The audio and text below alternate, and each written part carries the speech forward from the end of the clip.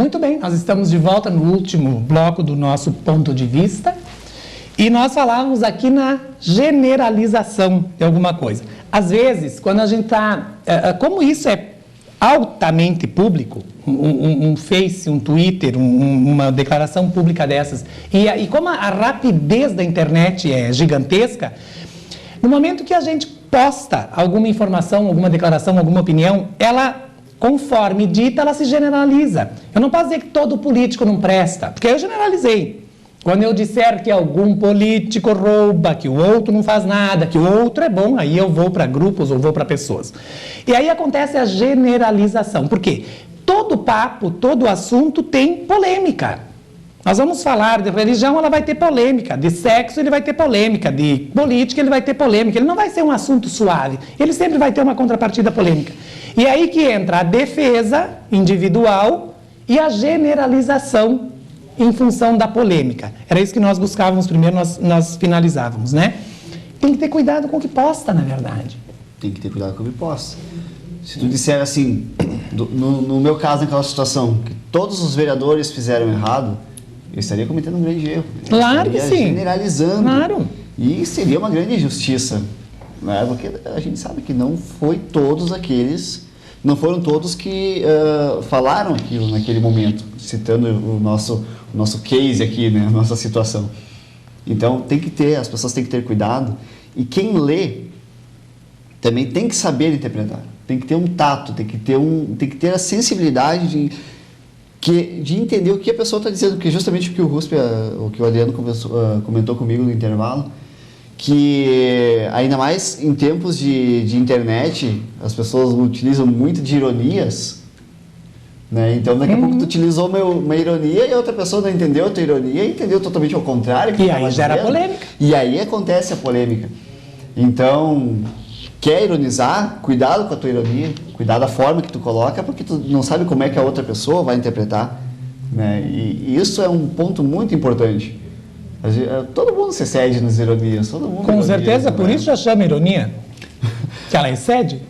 Todo mundo utiliza, todo mundo é a generalização também, né? Então tu vê como a gente cai fácil, né? A gente cai fácil, né? E aí escreveu isto, alguém já vai responder, todo mundo não, eu não. Todo mundo não. Peraí, eu não é todo mundo. Tem muito S nesse você. Mas acho que de certa forma até tá precisando dizer que é todo mundo nesse caso, porque a rede social em si, ela propicia esse desabafo. Todo mundo na rede social. Verdade. Então. Não generalize, que vai ter sempre aquela brecha. É lógico. É verdade. E só para concluir, então, o meu raciocínio, eu acredito assim, o Arielson, ele disse na Sonora que eu fiz um grande mal para a sociedade. Ele disse isso? Disse que eu fiz no programa do Guilherme? Do Guilherme Macalossi. Disse que eu fiz um grande mal para a sociedade em ter me manifestado, em ter tentado jogar a comunidade contra os vereadores. Primeiramente, eu não tentei jogar ninguém contra os vereadores.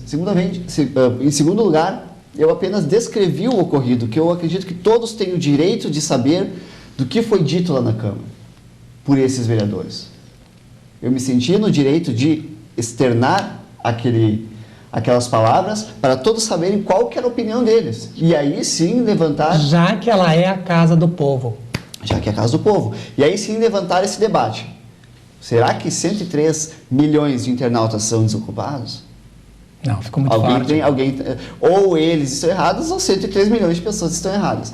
Né? Então, por isso, se eu fiz um grande mal para a sociedade, vereador, eu peço desculpa, se o senhor acha que eu fiz um grande mal, mas eu acredito que eu não fiz um grande mal, eu fiz bem em ter externado a situação para levantar esse debate da questão da opinião na internet, da questão das visitas às sessões da Câmara, para as pessoas acompanharem o que está acontecendo, as pessoas acessarem o site da Prefeitura e buscar as informações do que está acontecendo, as últimas notícias.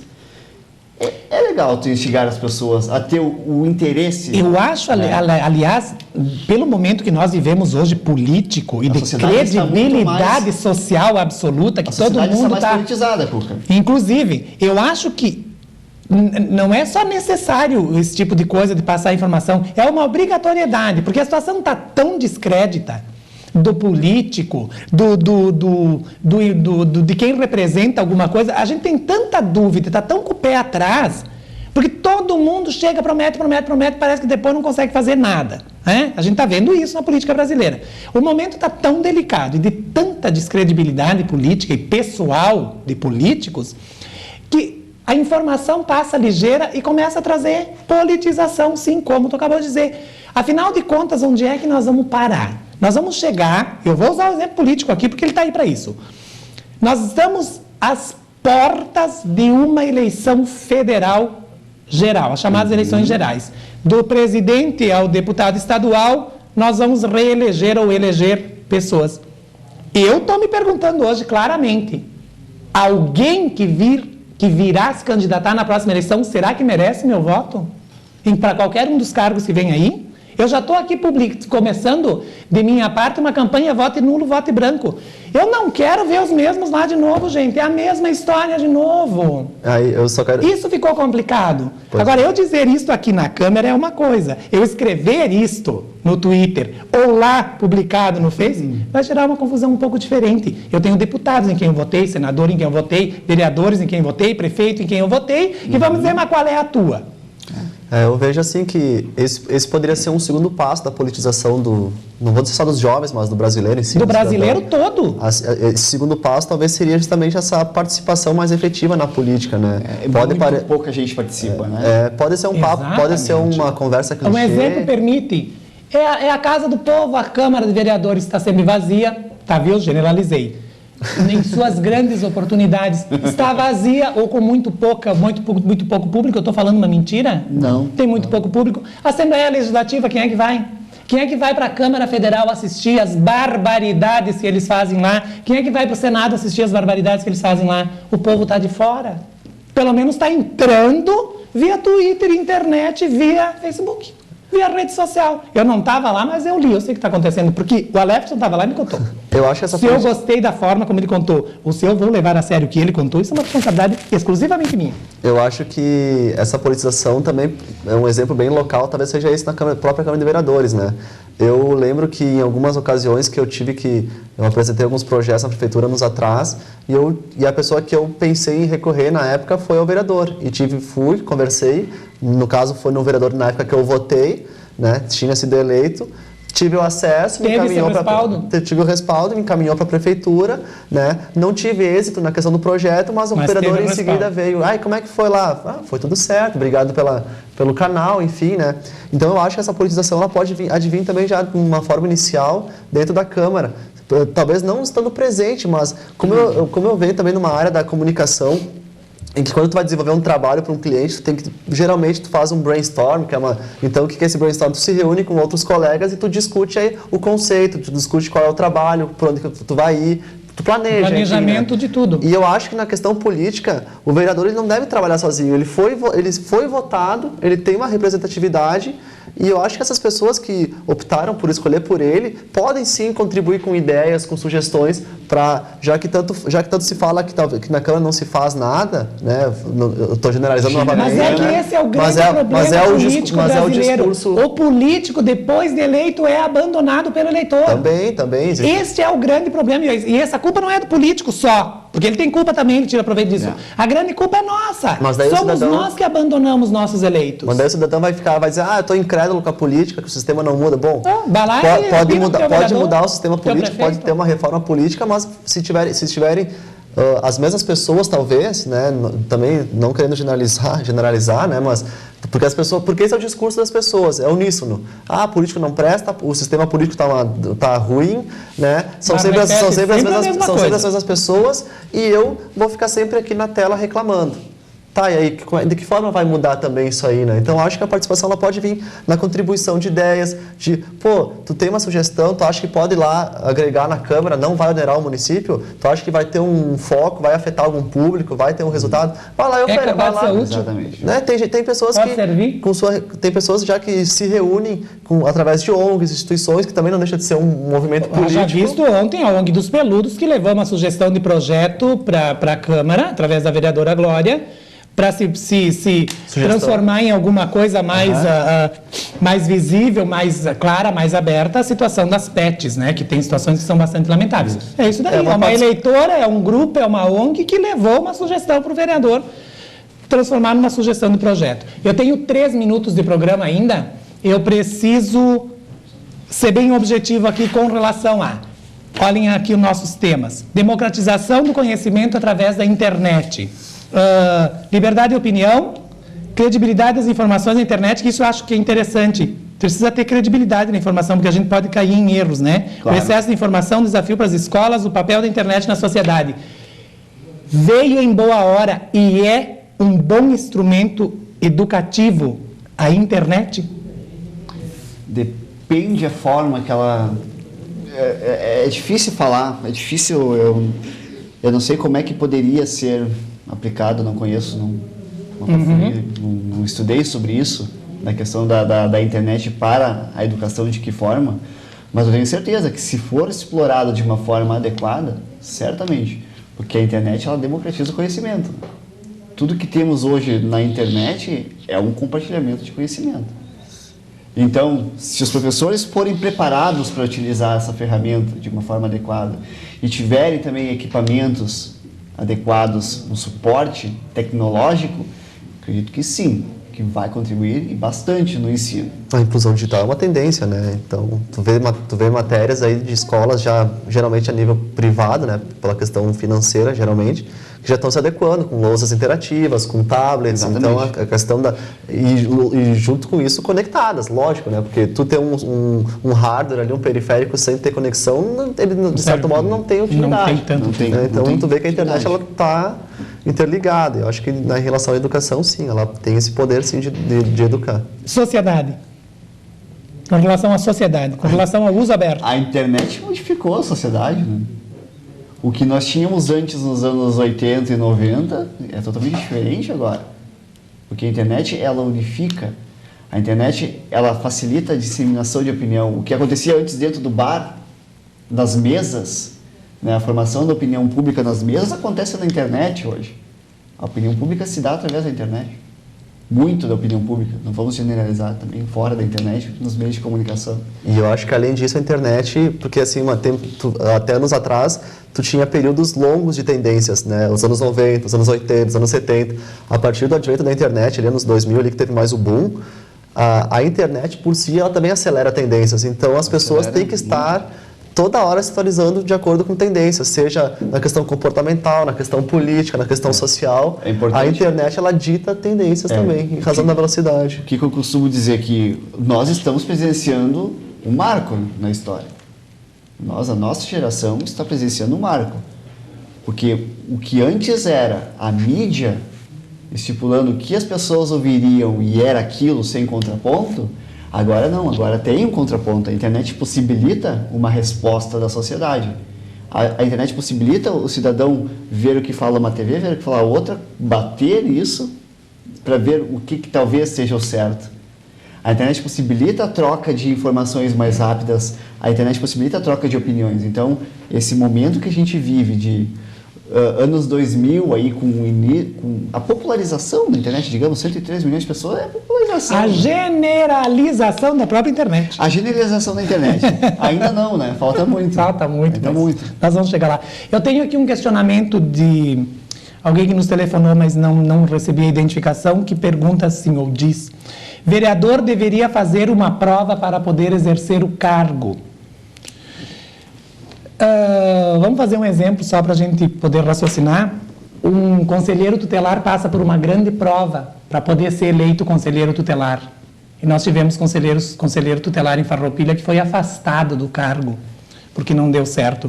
Eu acho que a prova do vereador, do prefeito, do deputado, do senador, do governador, do presidente da República, de quem nós elegemos, está lá no voto. Se não sabem quem está votando, vota em branco, vota nulo. Pensa 2 vezes, vota em branco e vota nulo. Na verdade, prova de quê? Matemática? Eu acredito... Essa é a pergunta. Está complicado. Essa é a pergunta. Prova de quê? Que tipo de prova? Prova de caráter não existe. Prova de eficiência? Bom, cada um é eficiente naquilo que sabe fazer. Psicológico, talvez. Psicotécnico? Talvez, não sei. Mas eu acredito que não. É complicado. A prova do vereador é no voto. Cabe ao cidadão escolher. Eu, quando votei, sabia em quem eu estava votando. Cabe ao cidadão as consequências do que eu fiz. ver em quem ele está votando e escolher bem. A prova é o próprio voto, né? Aí o cara foi eleito ali, tem que submeter uma prova. Não, a prova que ele... Bom, passei na prova, posso fazer o que eu quero. Pode parecer... Passou na prova, faz o que quer então. Pode parecer supérfluo, mas talvez alguns aspectos como confiança, eu não digo amizade, confiança, e tu acreditar que ele esteja apto, ele tem aptidão para exercer uma função de acordo com a sua vivência, as suas experiências, talvez seja Ele, na verdade, tem que ser um representante, ele não tem que ser um expert em mágica, ele tem que ser um representante, ter qualidade para ser um representante e realmente se postar como. Por mais que a gente saiba que ainda hoje o voto, pensando por outro lado, não vamos generalizar Vamos generalizar nada aqui. O voto não é todo voto que é consciente. Né? Exatamente. Não é todo Eu acho que muito voto é por assistencialismo. Claro. E aí que está o problema. O assistencialismo pode eleger também. O paga uma continha aqui, o troca de um favor ali, isso aí também elege, infelizmente. Enquanto isso não mudar... É aí que a gente questiona. Nós estamos às portas e às vésperas de um grande... Nós estamos vivendo um gigantesco movimento nacional e estamos às vésperas de abrir as portas para começar uma eleição geral. Sabe-se que daqui a pouquinho o projeto de lei é fazer tudo numa só, de prefeito a presidente vai ser uma confusão só. Mas por enquanto ainda o prefeito e o vereador ficam fora, a próxima é para os cargos chamados de representatividade maior. Aí vem o nosso papo e diz, e o assistencialismo faz voto. É só o político que é culpado então.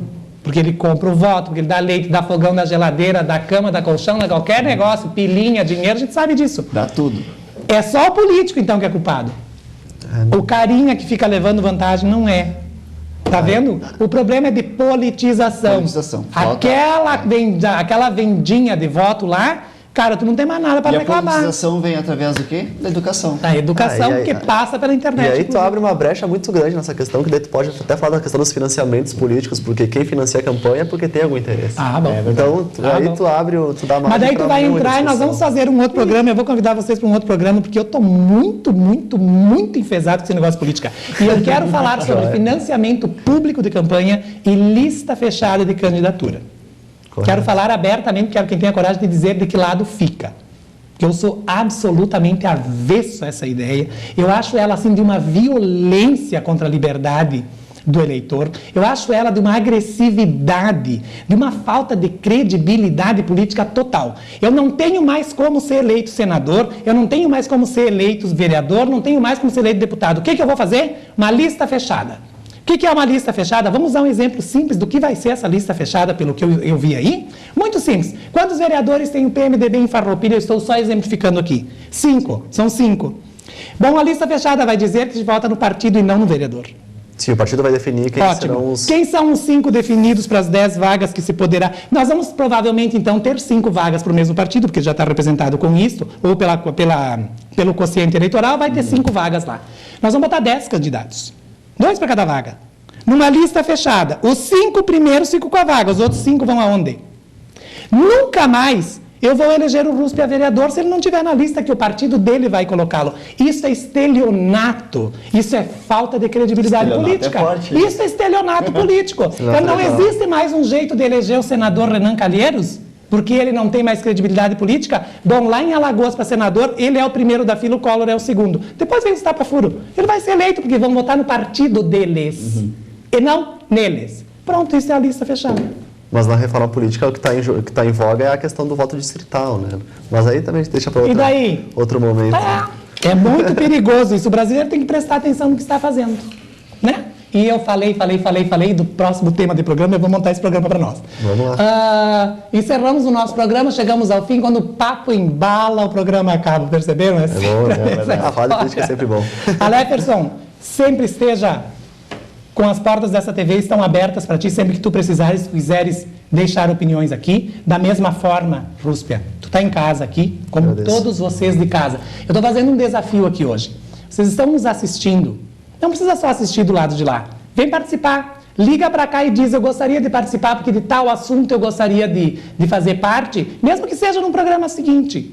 Venha para a televisão, dê a sua opinião. Essa TV é feita para você participar, não só assistir. Venha para cá conosco. Por favor, eu me despeço aqui. Tchau, já falei demais. Até o próximo. Aleferson, tudo contigo. Muito produtiva a conversa. Obrigado pelo convite. Gostei bastante de estar aqui na companhia do Adriano, meu amigo, na tua companhia. Obrigado. Vamos lá. É só chamar que a gente vem. Não tem problema. Rússia, contigo. Também agradeço o convite. Foi bom ter vindo aqui falar de política e internet, que são dois assuntos que eu adoro, gosto muito. Né? Apesar de na política eu estar começando, né, uma caminhada, enfim, né? Então é sempre um aprendizado. Agradeço também estar ao lado do Alerson aí, um cara que eu tenho um grande apreço. Cuca, obrigado. Muito obrigado. Agradeço também a Clarice, no caso que não está, agradecer o convite. Né? Então... A lindona, tem que trazer o Paulo Schneider aqui, porque o Paulo Schneider chamava de lindona. Paulo Schneider, eu vou te achar. Clarice está ali atrás. Ah, é. Muito bem, Farroupilha, obrigado. Até o próximo Ponto de Vista.